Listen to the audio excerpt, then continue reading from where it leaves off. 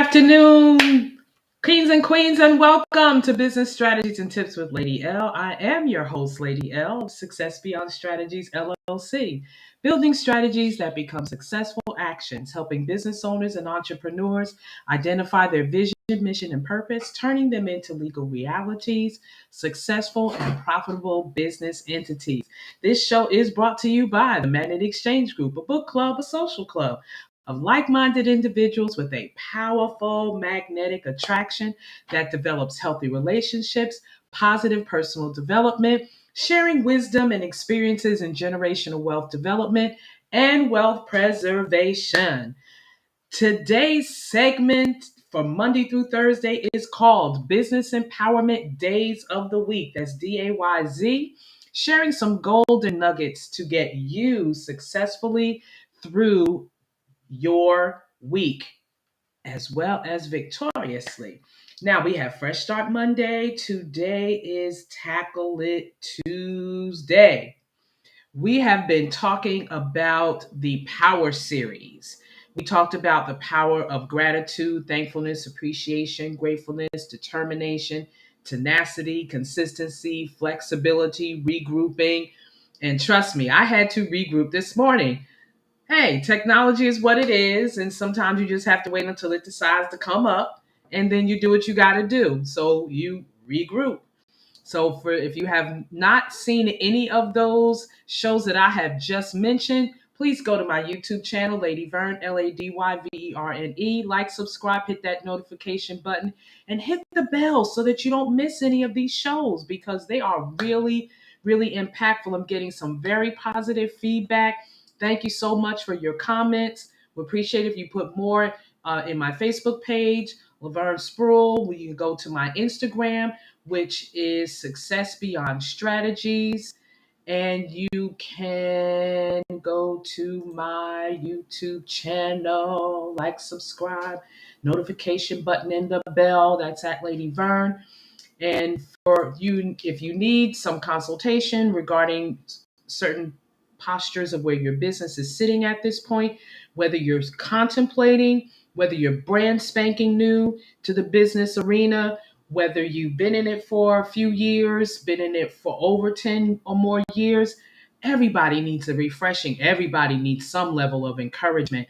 So, with that being said, you definitely want to consider going to my website, Success Beyond Strategies, that's STRATEGZ.com. And you can fill in your information and we can set up that consultation. My team and I will be more than honored to service you to make sure that you are setting up a profitable, successful business entity. So let's get down to the meat and potatoes of today's power word. Today's power word, we are doing a series this week because I found out from the feedback that there were two subjects that really needed to go into a little more depth. One of them is constructive feedback, which is what we've been working on this week. And next week, we'll be going back over assessments because there was some in-depth information that needed to be put out there. Some of you may have wanted to know, well, what type of assessment tool should I use? So we're going to go into all of that for you on next week. But today, let's go into the next part of constructive feedback. We talked about the some of the components of constructive feedback, about being specific, being positive, being observant without interference, but being able to give descriptive language in your feedback and to avoid feedback overload. We talked about how to give constructive feedback.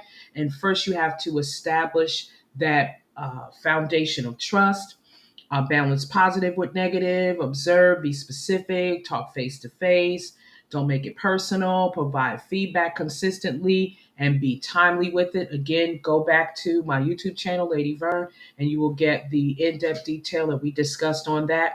Today, we're going to talk about some of the elements of constructive feedback from a personal perspective.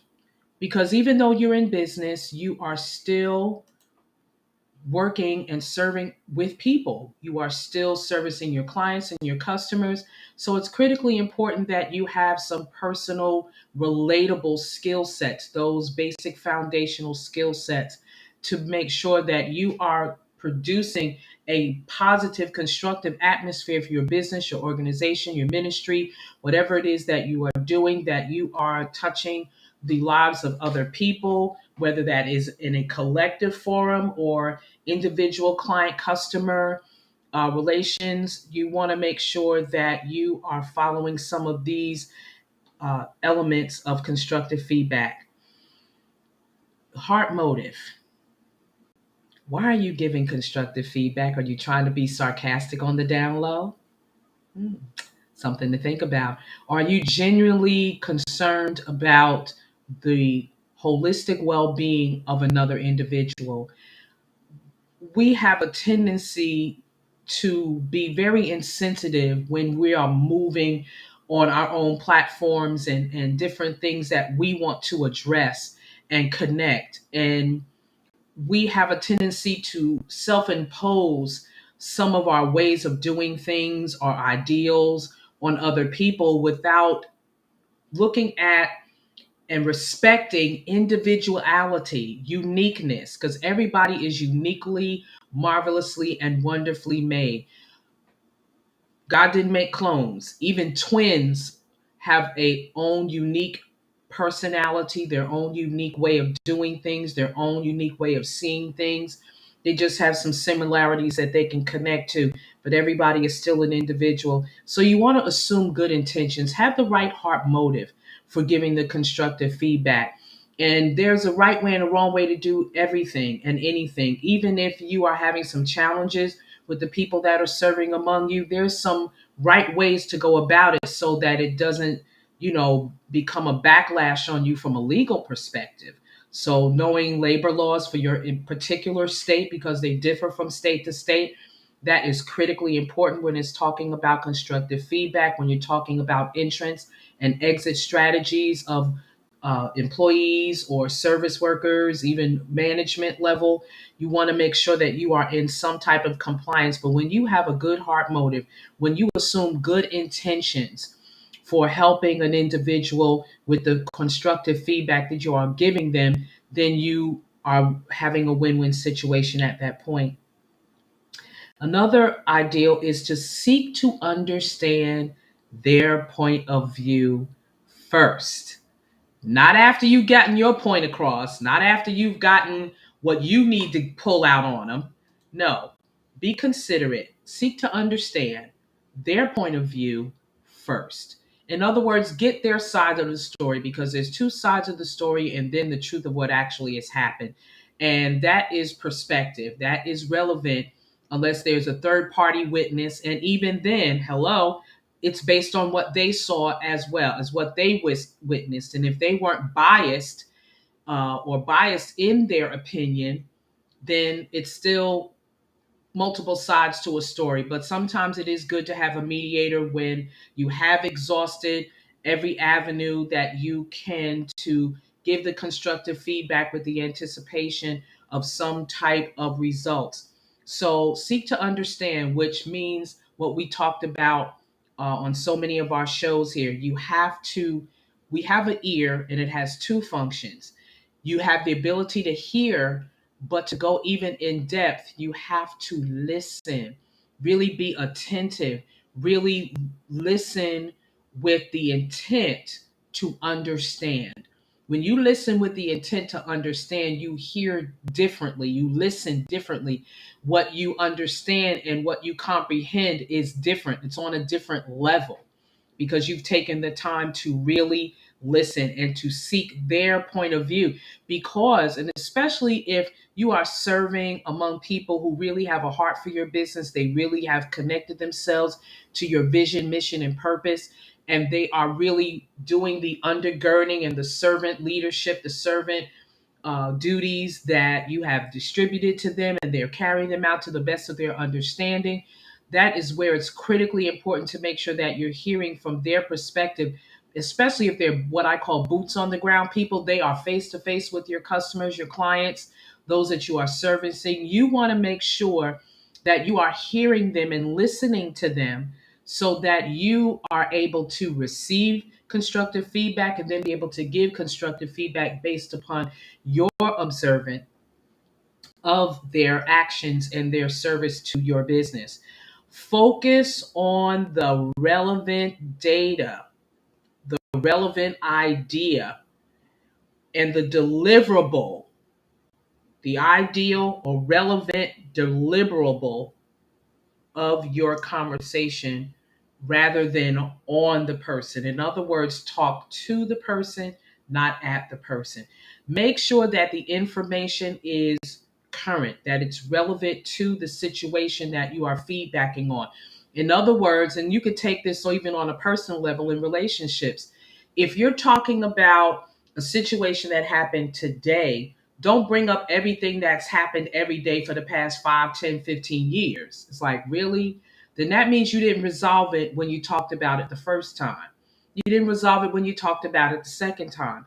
If it's something that's reoccurring, then you need to sit down and have a different conversation, not so much about the incident itself. You want to get now to the underlying root of the problem because there's an underlying root to the situation why this behavior continues, and then govern yourself accordingly as an adult, that if it's turning out to be an abusive situation, and an abusive situation is on levels. So if it's something that you've been tolerating that you don't want to tolerate anymore, then handle it.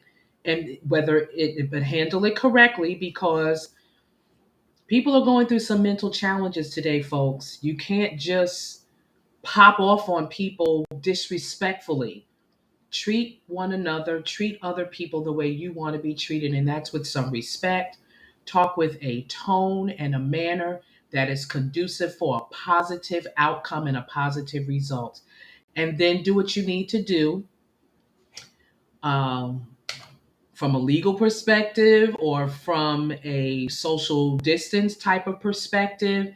And then mean what you say what you mean. Be clear, be concise, be direct within a boundary of respect. So, and then you govern yourself accordingly, because some people don't take no for an answer and they have their reasons and their justifications for that. But make sure that you're taking the precautions for you and your business, your other employees, because in this day and time, you have a lot of disgruntled employees because of how they were handled. And if they're already under stressful situations and circumstances, we try not to bring these things to our workplace, whether we're the owner or whether we're the employee, but it does happen. So you have to be sensitive. And that's what constructive feedback helps you to be. It helps you to be more sensitive to the situation, be more relatable. So be relevant with your data. Make sure that you're current with the situation at hand to resolve the situation at hand, and give the recommendations and the suggestions and the advisement to help that person, because they may understand what you're saying, but then they may not have the solution to the situation. So give them the solution to the situation, especially if it's your business, your organization, your ministry, because that reflects back on you, and you have to think of what's been given to your hand collectively, as well as trying to serve that individual person or that individual circumstance or situation. So make sure that you're giving those ideas, those suggestions, those recommendations, and make sure that it's deliverable, that it's meaning that you're delivering it where it's received and welcomed. And say, wow, I hadn't really looked at it that way. Thank you for letting me know that. When they see that you care, then they'll begin to care about what concerns you in return. And if that's not the case of the situation, then again, go through the legal ramifications, the required ramifications to make sure that you are resolving the issue. And then make sure that person is resolved, because you can tell by their body language, you can tell by their mannerisms, their behavior going forward. And then if you need to have a mediator, then do that.